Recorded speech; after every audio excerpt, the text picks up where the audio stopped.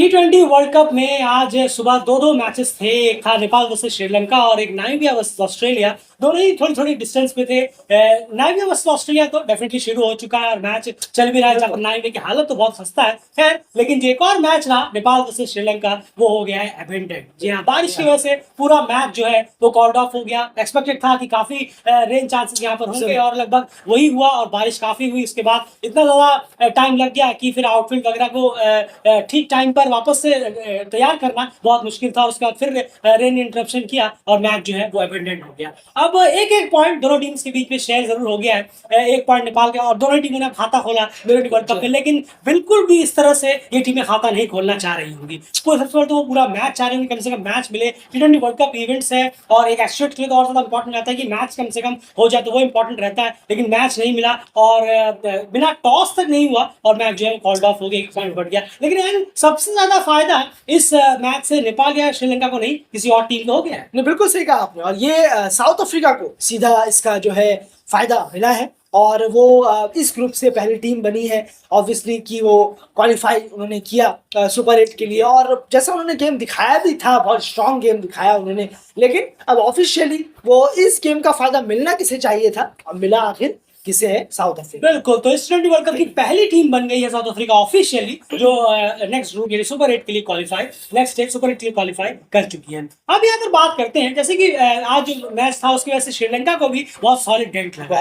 अभी तक भी श्रीलंका के हाथों में ही होता उनका नेक्स्ट सुपर 8 का क्वालिफिकेशन, लेकिन अब जो है अब पूरी तरह से उनके हाथ में नहीं है। लास्ट में अब उनको लास्ट गेम अपना जीतना पड़ेगा नीदरलैंड के खिलाफ और उसके बाद जो अलग अलग रिजल्ट्स पर निर्भर करना पड़ेगा, खास करके Bangladesh versus Netherland, Bangladesh versus Nepal. Bangladesh के मैचेस में उन्हें अब डिपेंड रहना पड़ेगा। वही नेपाल की बात करें तो दोनों मैच उनके हो गए, एक पॉइंट उनके पास है और उनको लगातार दो मैचेस जीतते हैं अगर उन्हें सुपर 8 के लिए क्वालिफाई करने के बारे में यहाँ पर सोचना है तो। लेकिन सबसे बड़ा सवाल जो हमारे थंबनेल में भी हमने रखा था कि क्या T20 वर्ल्ड कप के हर गेम में जो है रिजर्व डे रखना चाहिए। बारिश की वजह से अगर मैच कोई डिले होता है तो क्या उसके लिए कोई रिजर्व डे होना चाहिए। इस पे आपकी क्या राय है, जरूर जानना चाहेंगे। आपकी क्या दिलचस्पी की क्या राय है, जरूर बताएं। नहीं, जरूर देखिए, अगर रिजर्व डे की जहां तक बात है तो सारे मैचेस में तो नहीं होना चाहिए।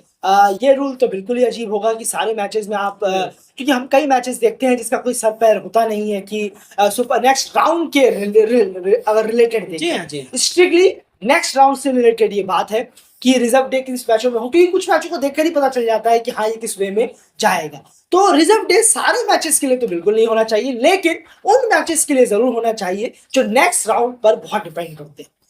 जैसे कि आप देखिए इंग्लैंड स्कॉटलैंड एक मैच था, वो उसमें रिजर्व बहुत इंपॉर्टेंट था कि उसमें रिजर्व डे होना चाहिए था। और अभी अगर हम देखें श्रीलंका नेपाल, क्या मस्ट गेम था ये, जहाँ रिजर्व डे होना ही होना चाहिए था, लेकिन यहाँ है नहीं। तो इसी तरीके से लेकिन कुछ गेम ऐसे भी होते हैं जहाँ रिजर्व डे का कोई सर पैर है नहीं। अगर हम मैचेस की बात करें, बिल्कुल सही कहा आपने। जैसे मान के चलिए अफगानिस्तान युगांडा हो गया, अगर इस बारिश होती रिजर्व डे की जरूरत नहीं थी। PNG वेस्ट इंडीज हो गया, न्यूजीलैंड हो गया, इसमें जरूरत नहीं थी। युगांडा का जो अब आखिरी गेम होगा लास्ट गेम, उस मैच में कोई खासा जरूरत यहाँ पर नहीं है रिजर्व डे की। उसके बाद आप देखें आयरलैंड वर्सेस इंडिया जो हुआ, जो पहले हो गया था, आयरलैंड के अभी गेम्स है उसमें भी रिजर्व डे की कम से कम एक गेम में रिजर्व डे की यहाँ पर जरूरत नहीं होगी। उसके बाद अगर आप देखें ओमान के लास्ट गेम पे वो इंग्लैंड के साथ है, वहां रिजर्व डे की जरूरत है क्योंकि इंग्लैंड अभी भी क्वालिफिकेशन में बना हुआ है, तो वो वहां पर जरूरत पड़ेगी। इस तरह से कुछ ऐसे गेम्स हैं कि एक स्पेसिफिक मोमेंट पे या फिर ये चीज की जाए कि कम से कम टाइम लिमिट को थोड़ा सा बढ़ाया जाए। बिल्कुल, जैसे सेमीफाइनल के लिए किया गया है, मुझे इतना याद है सेमीफाइनल के रिजल्ट नहीं है, लेकिन उसे बहुत लंबा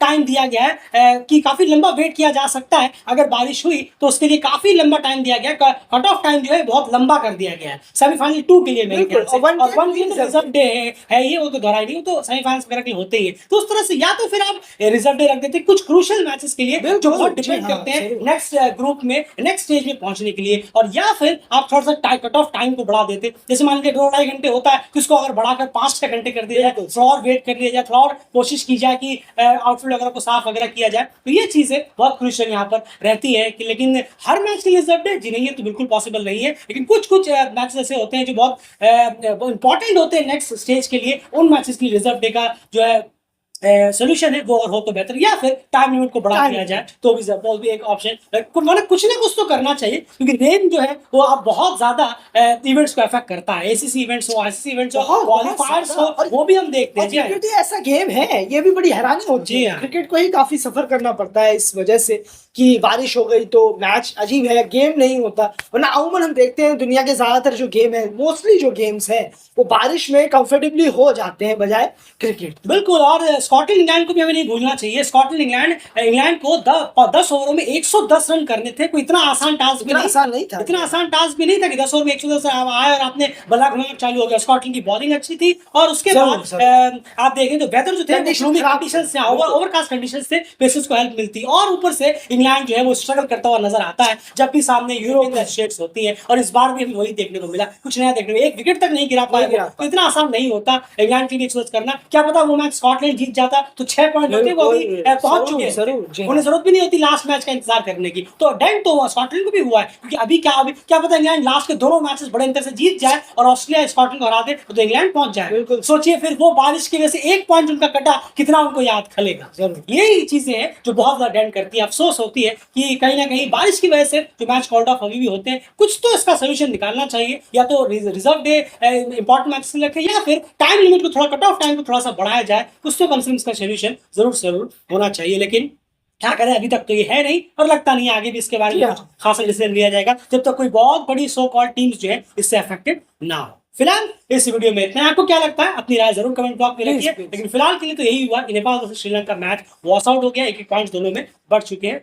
अब ग्रो और यूएसए में जो मैचेस अब होने हैं उन सभी मैचेस पर अब बहुत ज्यादा बारिश का साया है। नेक्स्ट 7-10 दिन तक बहुत बारिश का साया है, तो यूएसए के जो मैचेस जितने भी बचे हुए यूएसए में वो बहुत ज्यादा अफेक्टेड होंगे रेन की वजह से। फिलहाल इस वीडियो में